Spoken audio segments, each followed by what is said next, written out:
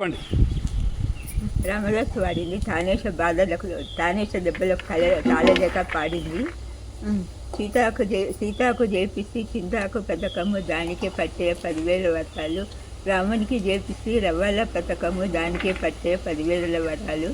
లక్ష్మణునికి జేపిస్తే రవ్వల పథకము దానికే పట్టే 10,000 వరాలు. ఇటు దశరథుడు చేయించలేదు, ఇటు జనకమారథి చేయించలేడు అని రాముడిని నిందించారనమాట. ఎవరు?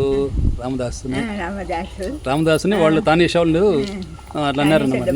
డబ్బులు తాళలేక రామదాస్ అమ్మారు చెప్పాడనమాట.